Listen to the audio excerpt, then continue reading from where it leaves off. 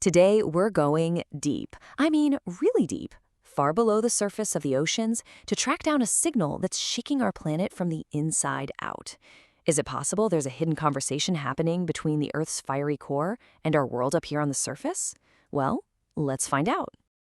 We spend so much time looking up at the sky for clues about our planet's future. But what if one of the most important stories is being written in the dark, crushing depths of our oceans? Something is definitely stirring on the seafloor. And today, we're going to follow the evidence and see exactly where it takes us. All right, so our investigation starts right in the middle of the Atlantic Ocean. We're heading for the longest volcanic mountain range on the entire planet. And this isn't just any old mountain range. It's basically a giant seam in the Earth's crust. And lately, it has started waking up in a big way. So what is a mid-ocean ridge anyway? Well, think of it like the planet's assembly line for new crust. It's where tectonic plates are slowly pulling apart and hot magma from the mantle rises up to create a brand new ocean floor. Now, the key thing to remember here is that this is where the Earth's crust is at its absolute thinnest. It's our most direct line of communication with what's happening deep inside the planet. And this is what that direct line is telling us. This chart is showing us earthquakes. We're talking magnitude 4.5 or bigger all along that mid-Atlantic ridge. Now look, back in the 80s and 90s, things were pretty steady. But then, right after the year 2000, something flips a switch. The number of quakes just starts climbing, and it's a steep, undeniable trend. This isn't just a small blip, it's a fundamental change in the planet's behavior. And you can see it's not a smooth, steady climb either.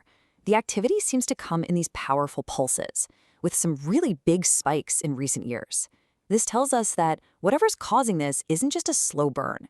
It's happening in very distinct, very energetic bursts. And this story is still unfolding, right now, miles beneath the ocean. Now, you might be thinking, okay, that's interesting for the Atlantic, but maybe it's just a regional thing. Well, it's not. Let's jump halfway around the world because we're about to hear a very familiar echo coming from the Indian Ocean. And the story here is just as dramatic. On the southeastern Indian Ridge, the number of quakes per year has skyrocketed. It went from maybe 15 to 25 back in the early 80s to between 90 and 120 in recent years. I mean, that is a colossal leap. It pretty much confirms we're looking at a global pattern here. And just like in the Atlantic, the pattern is the same. It's not a straight line up, it's pulsating. You see these sharp jumps in activity, especially after 2000, with some major peaks happening very, very recently. It's like two different drummers on opposite sides of the planet suddenly started playing the same intense beat. So let's just pause for a second. We have two massive underwater mountain ranges, thousands and thousands of miles apart. Both are shaking more and more intensely, and they're both doing it on a very similar timeline. The big question is, why? What kind of deep earth force is powerful enough to sync them up like this? And this is where the plot really thickens. Scientists started to wonder, could this rumbling in the deep actually be affecting us up here on the surface? Could it influence our oceans, maybe even our climate? They started digging for a hidden link. And they found something really important, a time lag. A few different studies started noticing this really weird but consistent pattern.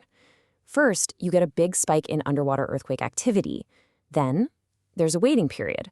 And after that delay, you see a measurable rise in ocean temperatures. And it wasn't just one group of researchers finding this. They saw it in the Mediterranean, where the lag was just a month or two. They saw it in the Pacific, where seismic activity seemed to give a year-and-a-half warning before El Niño events. And then, on a global scale, a researcher named Vitorino found a super consistent 2-year delay. So the key takeaway here is the timing might change, but the pattern, that quake then heat pattern, keeps showing up. And the scale of this increase in shaking is just mind-boggling. Vitorino's work calculated that seismic activity along these mid-ocean ridges has surged by about 127% since the mid-90s. This isn't a small tremor we're talking about. It's like the whole planet's geologic engine has been revved up. And here it is. This is the moment it all clicks into place.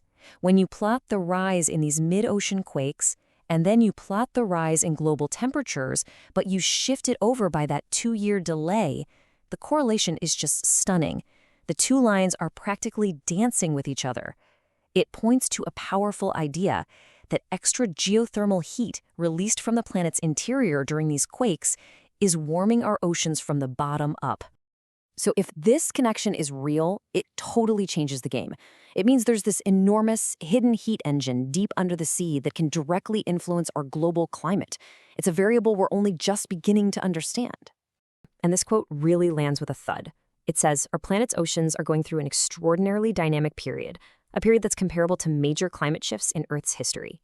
And just to give you some perspective, the last time scientists talked about changes on this scale was about 12,000 years ago. That was the end of the last ice age, a time of unbelievable planetary transformation. The fact that researchers are even drawing a parallel to that era tells you just how significant this moment might be. Which leaves us with this one final massive question. We live on this incredibly thin skin of a very active, very much alive planet. And for so long, we've been focused on what's happening from the outside in. But what if one of the biggest drivers of our climate, of our future, has been pulsing away deep beneath the waves this whole time? And if so, what else are we missing?